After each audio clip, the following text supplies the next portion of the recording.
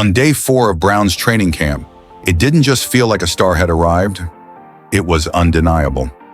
Shedeur Sanders stepped into his spotlight and made a definitive statement. 8 completions on 11 attempts, 3 touchdowns, and not a shred of doubt left for the critics.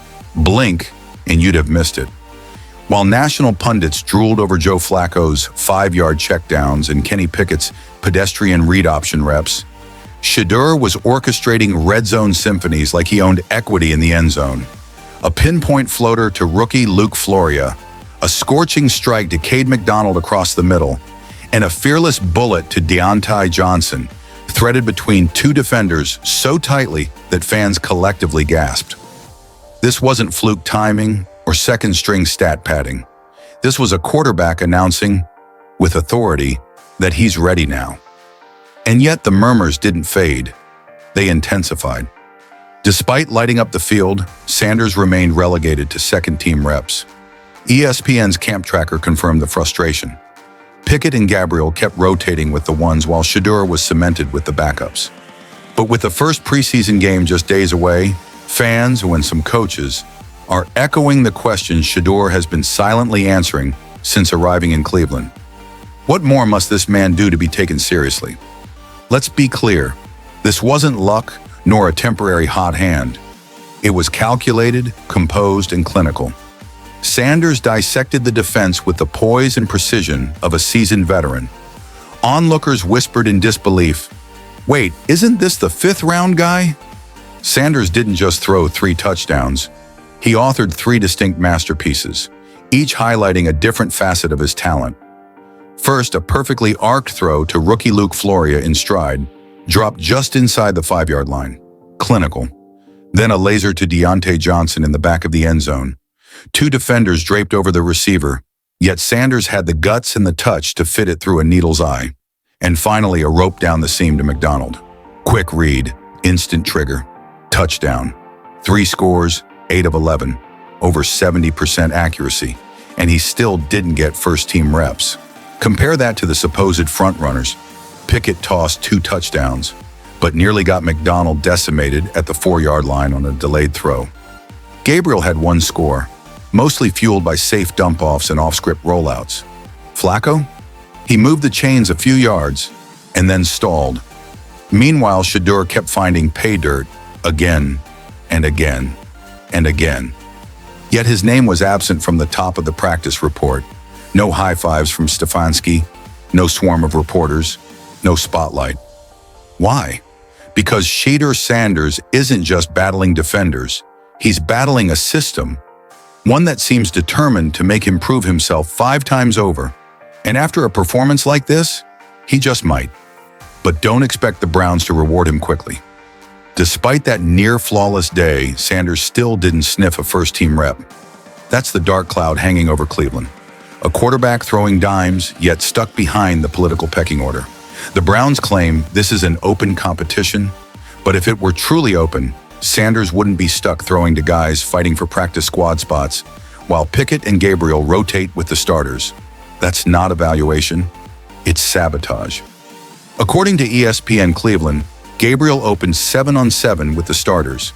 Pickett followed. Flacco, the seasoned vet, got his rehearsed throws. And Sanders, he got leftovers. Yet he delivered the day's premier performance, and now timing becomes the enemy. Stefanski recently told reporters, "We'd like to make a decision sooner than later about quarterback 1. Translation, Shedeur's window is shrinking, not because he's unprepared, but because he's being denied the chance to prove he can lead. And that silence, it's getting louder. Was Stefanski ever truly aligned with drafting Sanders? Or was the pick more about front office power struggles? It's well known that GM Andrew Berry wasn't a vocal supporter of drafting Sanders in the 5th. That pick was reportedly driven by owner Jimmy Haslam himself. Could this strange, slow play be Stefanski and Berry's passive resistance? Whatever the reason, performances like Day 4 don't lie. Shedeur is earning his stripes the hard way, and if you think the first-team freeze-out is the only bizarre twist in his camp story, just wait until you hear about the so-called equipment guy controversy. Have you ever heard of a top-tier quarterback prospect being relegated to throwing passes to equipment staff in the middle of an NFL training camp? Because that's exactly what Shedeur Sanders was doing just days before unleashing the most electrifying performance of camp. And if that doesn't scream sabotage, you haven't been paying attention to how this league operates behind the scenes. While Kenny Pickett cycled through Cleveland's premier weapons and Dillon Gabriel received first-team reps against full defensive rotations, Shedeur was sidelined, tossing spirals to ball boys in hoodies, trainers, assistants, even equipment managers. This wasn't some isolated moment. It was multiple segments caught on camera and broadcasted across social media like a cruel, humiliating blooper reel. Fans were stunned, analysts were outraged, and Shedeur, unbothered. "It doesn't faze me," he told reporters. "You gotta understand, we came all the way from HBCU to Power 5 and now here. That's not just composure, it's a quiet declaration of war." Shedeur Sanders has always climbed uphill, from Jackson State, where he was underestimated, to Colorado, where he was scrutinized, and now to Cleveland, where he's being deliberately sidelined. And still, despite the humiliation, he stepped onto the field on day 4 and dismantled the defense.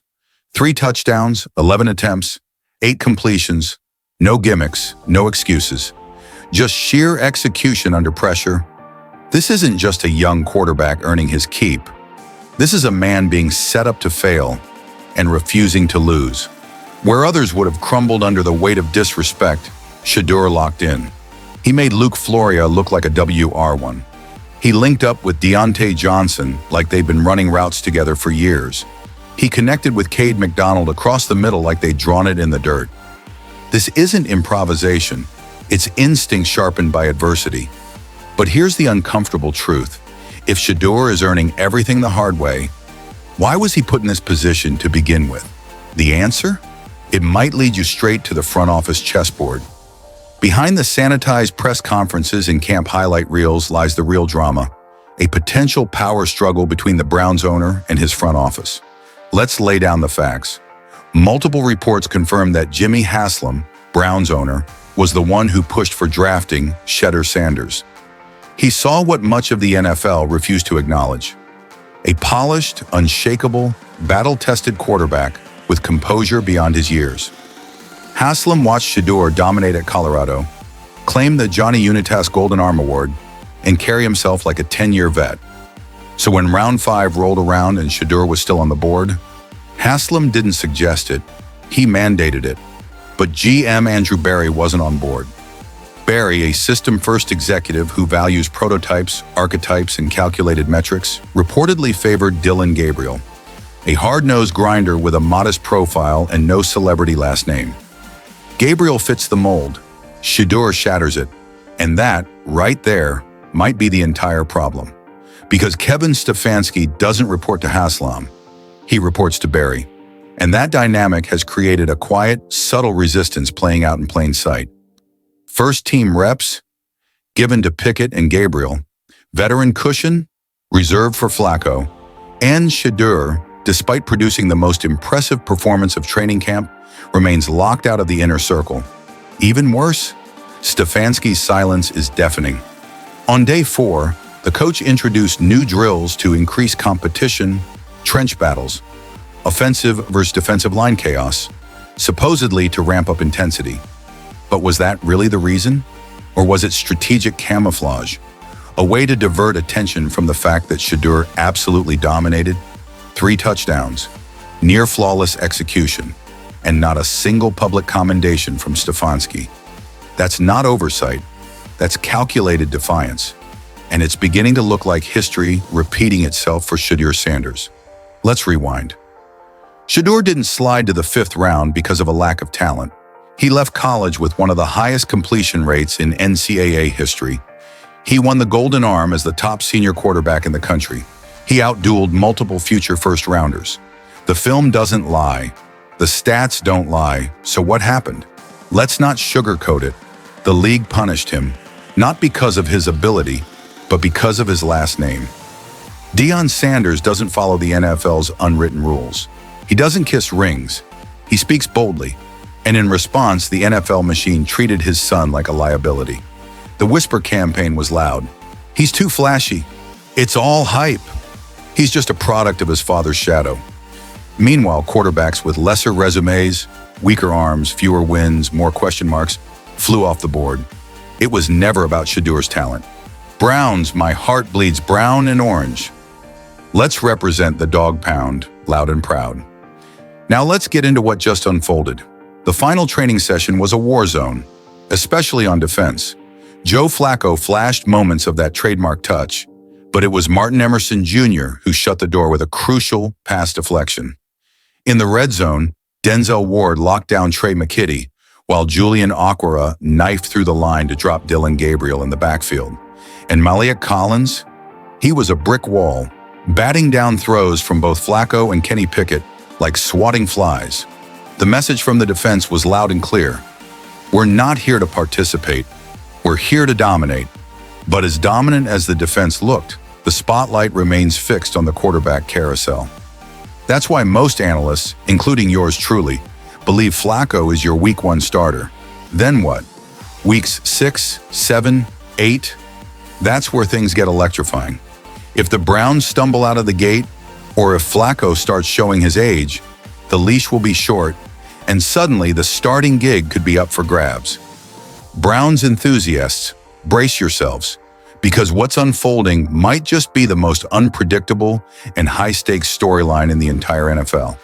Dillon Gabriel, Shedeur Sanders, Joe Flacco, and Kenny Pickett. 4 quarterbacks, 1 starting role, and 0 certainty. Yet what's becoming increasingly evident from the latest Browns OTA sessions is that Dillon Gabriel's name isn't merely drifting around as a footnote, he's making a legitimate impact. That's right. Despite the murmurs, the jabs, and the criticism surrounding his stature, Gabriel has displayed flashes of brilliance that simply demand your attention. So let's dissect everything we witnessed and heard straight from Browns camp, and what it might signify for Week 1 and beyond. I'll reveal all the insights, but first be sure to smash that like button if you've been a loyal Browns fan for 16 plus years. It's heartwarming to see fans of every generation. Much respect to all of you. Now let's address the elephant in the room: height. Dillon Gabriel measures in at just over 6 feet 4 inches, and during OTAs that fact was not just apparent, it was glaring. Reports describe a telling moment that captured the concern perfectly. Gabriel, despite his determination, attempted to loft the ball over the line during a drill, only to have it swatted down by defensive tackle Mason Graham. The play didn't merely end in a deflected pass. It culminated in coaches, players, and even reporters commenting on how small Gabriel appeared behind the offensive line. One reporter was even caught on a hot mic saying, "I'm taller than him." That's not exactly the kind of scrutiny you want when you're vying to establish yourself as an NFL starter. But here's the plot twist. Gabriel is fully aware of this. The Browns were aware of it when they drafted him, and still they chose to bring him on board. Why? Because while height might be a limitation, accuracy is where Dillon Gabriel truly excels. And Browns fans, let me assure you, this kid can sling it. Multiple OTA reports have underscored Gabriel's exceptional ball placement, whether it's a back shoulder fade or a precisely timed slant across the middle. His touch and precision are absolutely next level. In today's NFL, where completion percentages are on the rise and the margin for error is razor thin, pinpoint accuracy is everything. If Gabriel possesses that elite ball placement, he's already ahead of the curve. Does Kevin Stefanski double down on his guy, Dillon Gabriel? Or does the front office, rumored to have been the driving force behind the Shedeur Sanders pick, step in and insist on a quarterback switch? This is where internal politics ignite, and as mentioned earlier, there's mounting speculation that Gabriel was Stefanski's choice: safe, smart, and system-ready. Sanders, meanwhile, might have been more of an Andrew Berry or even Jimmy Haslam pick: big upside, marketable, and potentially a franchise face. That division could sow discord if the team starts faltering, and in Cleveland, when things go sideways, they really go sideways. So let's wrap this up before we close out today's exclusive deep dive. Dillon Gabriel, short, precise, and playing catch-up behind a physically gifted rookie and a wily veteran. Shedeur Sanders, flashy, dynamic, and quite possibly being groomed behind the scenes for a mid-season takeover. Joe Flacco, the season starter, but one poor stretch away from handing over the reins. And Kenny Pickett, he might as well start packing his bags. This battle is far from settled. In fact, it's just heating up. And whether it's Flacco, Gabriel, or Sanders leading the charge come Week 6, one thing is crystal clear. This quarterback room is the most unpredictable in the entire league. Thank you guys. See you next video.